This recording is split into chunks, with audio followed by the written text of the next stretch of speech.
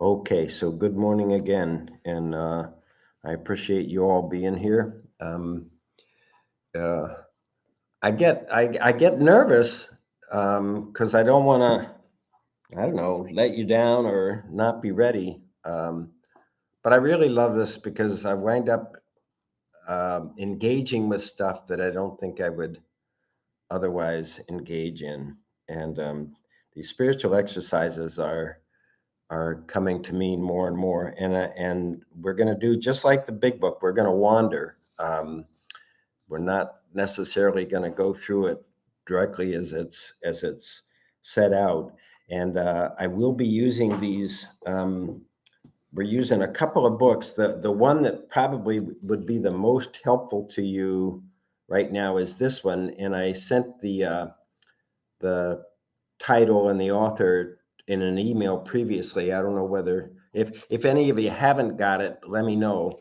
Um, this one is has a wonderful table of contents. One of the challenges of this stuff is it has these big sections: preliminary observations, first week, second week, third week, fourth week, and then all the supplements. And really, the motivation for doing this thing is a supplement called discernment of spirits. It's one of the most powerful parts of it, and it's not even in the exercises. It's in a supplement, um, but it defines desolation and consolation, and then it gives us a uh, things to do once we've identified which state we're in.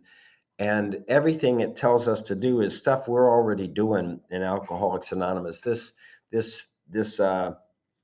these sessions are really based on um, a couple of ideas. One of which is that the heart of them, I believe that the primary purpose of our work in Alcoholics Anonymous and the primary purpose of the book is to get into this relationship with higher power, the higher power of your understanding. And just to confirm that, I have this thing from We Agnostics. I don't know why I'm so disorganized this morning. Oh, here it is. Um, okay. To one who feels he's atheist or agnostic, such an experience seems impossible, but to continue as he is means disaster, especially if he is an alcoholic of the hopeless variety, should be saying he or she. To be doomed to an alcoholic death or live on a spiritual basis are not easy alternatives to face. But half of our original fellowship were atheist or agnostic. We've tried to avoid the issue. We've hoped against hope that we weren't real alcoholics. But after a while, we had to face the fact that we must find a spiritual basis of life or else. Perhaps it's going to be that way with you. And then it says this, which I think is the heart of at least what I've been through. If a mere code of morals or a better philosophy of life were sufficient to overcome alcoholism, many of us would have recovered a long time ago. If I could think my way into recovery, um, it should have happened a long time ago. Uh, we could wish to be moral. Um, but we found that such codes and philosophies did not save us. No matter how much we tried, we could wish to be moral, wish to be philosophically comforted. We could will these things with all our might, can try as hard as we can. But the needed power was not there. Our human resources, as marshaled by the human will, were not sufficient. They failed utterly. And then it says this: lack of power. That was our dilemma. We had to find a power by which we could live, had to be a power greater than ourselves. That means our human selves, greater than our minds and our bodies. Obviously, shortest sentence in the book. But where and how were we to find this power? And then it proceeds to, that's exactly what this book is about. So the primary purpose of this book is to find this power greater than our human selves, which will solve our problem, which is always lack of power. So at least for me. and my fear is based on my lack of power. And it's why when we go over those three aspects of alcoholism, physical, mental, spiritual, I know I have this physical allergy because I understand what you mean when you talk about the phenomenon of craving. I know I have a strange mental blank spot because I've experienced the failure of the hot stove defense. I have done the same thing over and over again, thinking somehow this time it's going to be different. So how do I know I have a spiritual malady? And under this way of looking at the steps, the way I know I have a spiritual malady is because I experience fear. And the book says I fear because of the failure of my self-reliance. So I got to get something greater than my self-reliant thinking if I'm going to solve my problem, which is lack of power. And then the next step that has been so vital for me to understand, I mean, that I'm powerless over alcohol, that's easy to say. I mean, to see, but my mind keeps telling me that out drinking is a good idea, that that'll make my life better somehow. Um, but seeing the failure of my self-reliance and seeing that my powerlessness is really over me. It's not over you out there, it's over me. That what I really am powerless over is my resentment, my fear, and my sense of shame around my selfish conduct, the stuffs that we inventory in step 4. I am powerless over my reactions to my life. And the only solution is going to be to gain power over my reactions to my life. And that's what we do in the steps. And yet the goal of the steps, if the way this is being presented, we do 1 through 9 to get to the starting line of real spiritual work. And the starting line of real spiritual work is doing 10, 11, and 12 all the time. Um, when we get to step 3, it's going to say, the first requirement is that we see that our life run on self-reliance has not been a success. We got to quit playing God. That's step 1. Quit playing God. Now, if you're agnostic, all you can do is play God. I mean, because you don't believe that there is a God or a God active in your life. 2, I've got to invite God in. Now, this is the killer for me, because it means I've got to live in relationship. And the very first bedevilment is trouble with personal relationships. And I shouldn't say all, most of us are self-centered in the extreme. We relate everything happening out there to this stuff inside, to our reactions to this stuff inside. And this is saying, and is exactly what Ignatius is talking about, that the only solution to your powerlessness over you is a relationship with a power greater than your mind and greater than your body. And we spend a fair amount of time going through this, do I think I created myself? And the mind, the the habit patterns of the mind does think it created itself.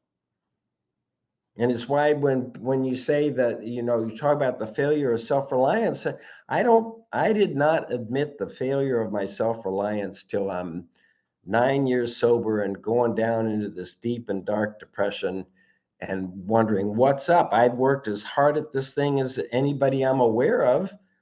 I've worked with others. I go to meetings. I'm working with my sponsor. How come I feel so horrible and not enjoying anything? And that was the first time for me that I really understood powerlessness over me. Um, and the necessity of having this relationship. And that brings you to the second part of step 2. Believing in God, that's not too hard. The step itself, uh, do I believe, or am I even willing to believe, that there is a power greater than my mind and my body? That's a not a high bar. But the second part of it, do I believe that this power can restore me to sanity? Can this power heal me of my, well, we call them character defects, just habit patterns of where we go for power? One of the tricky parts of this thing is I'm supposed to admit lack of power, and yet resentment feels very powerful. When I resent you, I'm feeling quite certain that I'm right and you're wrong. And I'm feeling the power of a judgmental mind judging you. Um, and of course, I'm busy judging me at the same time. So, at any rate, the third step says it breaks us down into, I'm saying this is about getting to 10, 11, and 12 every day. And the third step says, first of all, we got to quit playing God because it's not working. Next, we have to invite God in. And we have to invite, we're given 3 relationships, but you can pick any relationship you want. The first relationship is in this drama of life. Um, God is the director and I am the actor. It says on page 68, we are in this world to play the role God assigns. And I've said before, I hit that. You have trained me to read this book. Everything they're saying is the truth of their experience. Is it the truth of my experience? And if I answer no, that's not the truth of my experience, the next question is, do I want it to be the truth of my experience? And if I answer yes, I'd like that to be the truth of my experience, then the question is, am I willing to do what they said they did to get to this experience? And then if my answer to that is no, then our book says, well, then pray for the willingness. First, you confirm that God wants you to do this, the difficult work of step 4. And then if you get a green light or you get confirmation, yeah, that would be a good idea, then I can claim the power to do it. So first of all, I got to quit playing God. Then next, I got to invite God in as my director, as my principal, as my parent. So if I'm into the drama of life, God's the director. I'm going to play the role that God's assigned me. It's only been recently that I feel like I've even been willing to play that role. It's like nobody's telling me what role I'm going to play. I'm playing my own role. I'm going to figure that out. That's not up to higher power. And I'm, believe me, this is a challenge for me. But every time I even think about it, there is such freedom in me not having to define my role, in me asking, what do you want me to do? Asking whatever it is, what do you want me to do? Um, First of all, we got to quit playing God. Next, we got to invite God in as our director, and we're the actor, playing the role we've been assigned. As our principal, and we're the agent. That's the one that appeals to me more because I come from the business world and business fascinates me. Economic transactions fascinate me. Companies and the stock market and all this stuff. Um, so I like that, and it takes me right to on page 49. It says you only got these 2 alternatives: uh, be God's intelligent agent doing God's work, or believe your own thinking and do what you want. It says it in different words, but that's the idea. Only those 2 choices. So God's the director, I'm the actor playing the role I've been assigned. God's the principal, I'm the agent doing God's business as best I can in the world.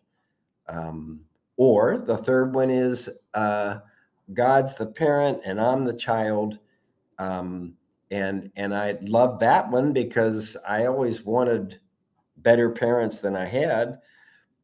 And I always wanted a mentor, somebody to guide me into adult life. And I really felt I had to do it myself. I didn't feel that much help coming from the world. Um, and the idea of being a spiritual child and growing into a mature spiritual adult that's real appealing to me. And you know how often you think about uh, how, I mean, my body and mind are 78 frickin' years old, and my attitude is, I think I'm up to 25 or 26 anyway. I think I've grown out of the teen years and I'm maybe a young adult. Uh, and I'm a grandfather. And I think grandfather is what that's where I'd like to be. Feel I'm a kindly grandfather, not judging and directing and trying to run everything, but just enjoying. Any rate, so those are three wonderful relationships, but you can do anything you want. And I would say the goal for me is to walk hand in hand on the broad highway. uh, we feel as though we're on the broad highway walking hand in hand with the spirit of the universe. That's partnership. That's just a lovely idea for me. And I do feel I've been through we talk about it all the time, three different levels of miracles. One is in the 10 step promises.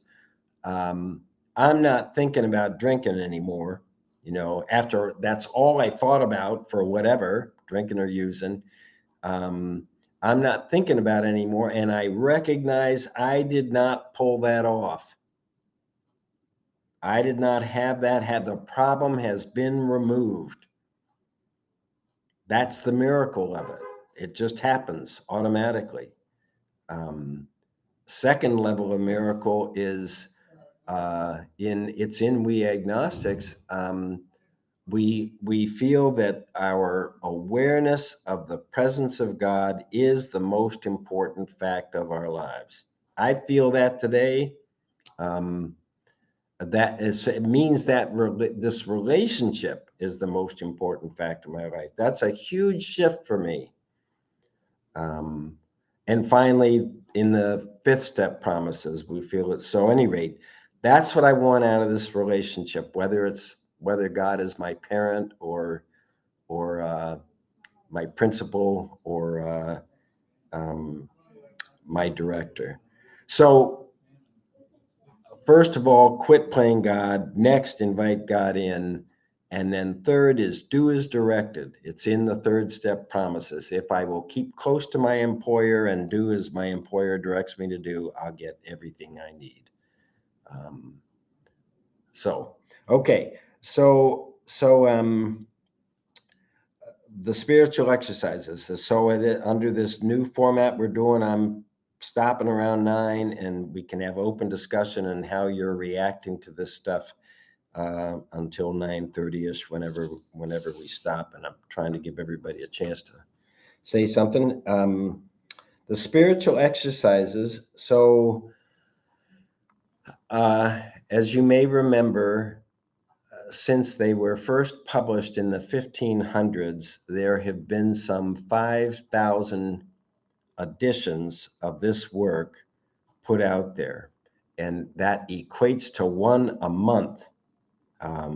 There are more editions, versions of the spiritual exercises, translations, because the original was in Spanish and Latin, and uh, so they're getting written in different languages. And I don't know how many are English, how many are Spanish, how many are French, whatever.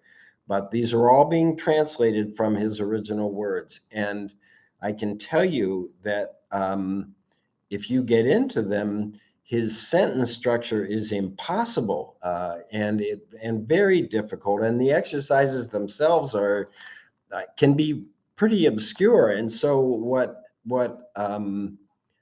I'm hoping to do is present them in a way that will be simpler and easier to understand. And of course, the main goal is to what's it say? Be quick to see where religious people are right. Be quick to try to relate this stuff to what we do in the Fellowship of Alcoholics Anonymous. And I can tell you, since I've been actively involved in these spiritual exercises, it has done wonders for my prayer life. Wonders. Remember that the Jesuits, they don't start on step one; they start on step 11. I mean, they're not having to go through this thing to clear this house cleaning to clear out our minds so that we can develop this relationship. They already have that relationship when they come in. So their thing is really about 11 and 12. And you may remember the Jesuits have probably done more worldwide um, for the poor and disenfranchised and in the name of education. Those are their two major thrusts are education and service to the poor. And they're called the Pope's Marines. That's was because the Pope sends them into the most difficult, dreadful situations, and I find it just really. Plus, they're doing this. They're doing this back when there's no internet, no telephone. I don't know how they did it. All the places around the world that they're going, once they're eventually based in Rome. At any rate, it's because, and I know there've been some abuses. That's that's. I'm not sloughing it off. I'm just saying, yeah, they're not. We are not saints. But it's inspiring stuff to me. So these exercises themselves, and if you, I've sent you an outline, and I don't know if you've had a chance to print it or look at it. And I don't know if any of you have been to wttbb.com, but that's this wandering through the big book.com that my buddy Buck he's done the whole thing and he's added this whole section on Ignatius now and pretty soon when I get these in better shape we'll put 3 PDFs up. The first PDF is the one that I emailed to you late last night, and that's the introduction. There'll be three sections. Section one is introduction to the whole deal. Section two will be his story, and section three will be the exercises themselves. So this introduction, it's just it does an outline of his life, a timeline of his life, a brief introduction of the exercises, and then the exercises just stated by number of the annotations. So when we refer to an annotation, this is the only way you can cross-reference one uh, translation to another. There are 370 annotations. They're essentially paragraphs, but sometimes they're more than a paragraph. Sometimes it's just a title. And the beauty of this book is that it has the left-hand page is a translation, not by the same guy that does the right-hand page. The book was put together by a Jesuit named David Fleming, and I love his title, "Draw Me into Your Friendship." This is about friendship with higher power, not a master servant relationship, but friendship. Um, so the left hand is a translation of the exercises, and the right hand page is his contemporary version of it. There's some real differences because the one of the things about the original exercises is it was written for the giver of the exercises. In our work, the big book is written to the person doing the steps. It's not written to the sponsor. It doesn't even use the word sponsor. The big books, the only time you need another person other than amends is step 5, when you're going to share this inventory with another human being as well as yourself and with God. The big book is written to you. This thing is written to the sponsor. But this guy David Fleming, in his translation, you'll see a lot of we's, and it seems to be a combination of both the giver and the receiver or the maker. They get lots of different names: giver and maker, um, director and directee, and one that is often in there is exertant. They'll be the director, the spiritual director, and then the exertant. That's you or me trying to do this stuff.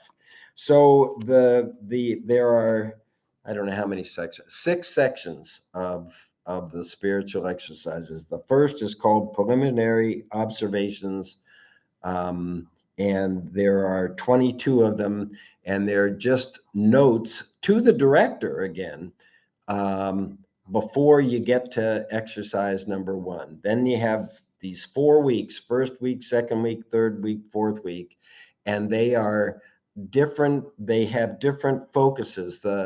The first week is me as the sinner, and all sinner really means is I'm not living in relationship with higher power. I'm living on my self-reliance, doing what my mind is telling me to do, seeking comfort and safety in whatever way I think I need to seek comfort and safety. Um, Second week focuses on Jesus's life, and these exercises involve you reading a Bible passage and trying to enter in, using your imagination to enter into the whatever the Bible scene happens to be. um, and it follows his early life up through the passion. The third week is about the passion, and the fourth week is about the resurrection, and they end with that. And then at the very end, and it's some of them do it different ways, but there's this contemplation to experience divine love. That's either at the very end of the exercises or it's the very beginning of the supplementary material, depending on how it's organized. And this is experiencing the love of God in a real way, for you. They will define prayer much the way we do: prayer, meditation, and contemplation. And prayer is the mind asking God for guidance on whatever it is. Meditation is listening for God's guidance. And contemplation is simply being in relationship with God. You've heard me say a number of times, that in the sex conduct inventory, remember we go through with resentment, fear, and sex conduct. There, the page 67 says, "Don't do this, do this." Page 68 says, "Don't do this, do this." Page 69 says, "Don't do this, do this." 67, avoid retaliation or argument. They're not helpful. Instead, seek a kindly and tolerant view. Page 68 says, "Don't apologize for God." And we all have our own ways of apologizing for God. Instead, let God demonstrate through you what God can do, which is exactly the last line of the third step prayer. Take away my difficulties, that my victory over these difficulties will demonstrate, bear witness, it says, will demonstrate your power, your peace, your love, your way of life. That's the same as 68 saying, let God demonstrate through you what God can do. Page 69, um, we want to stay out of this controversy. We are not to be the arbiters, which means judges of somebody else's sex conduct. Instead, I am to ask God to mold my ideals and help me live up to them. I love that, because it's not intellectual. That step 11, which says the only thing I'm supposed to be doing is asking God, what is your will for me? And give me the power to carry that out. What is your will for me? What role have you assigned me? What do you want me to do? Well, apparently, I'm to be a good husband, a good father, a good grandfather, a good citizen of the town of Camden, Maine, whatever, state of Maine, US of A. Apparently, I mean, that's what I've got. Maybe I'm going to get guidance to start changing your role, but that's the role I'm in. Um, Now I want to get going like that, I lose my train of thought. Plus, we're late now. But so I just end with saying, relieve me of the bondage of self, that I may better do thy will. I mean, that's just so wonderful. That's what we're trying to do. And our steps are the way that we do it. These exercises do it a little bit differently, because they're not focused so much on character defects specifically the way we do. But so next week we're meeting 2 more weeks for we need to take a break. And I'm going to get into these preliminary observations. So I really hope you will let me know if you're having trouble finding the book. This one, as I said, 2 translations. This one is just a single translation with a lot of comments. And this one is really quite something when you want to dig in. If you're not ready to dig in, this is the one we'll probably be dealing with most. But the real goal is this one. This is about discernment of spirits, and this is what's inspiring what we're trying to do here, because that's about decision making. That's about determining God's will for you, how to figure out what to do. So I haven't said a third of what I wanted to say, but um, that's the way it goes. So we're going to stop the recording as I gong this and have some open discussion until we're done. So thank you very much, and I hope to see you next week.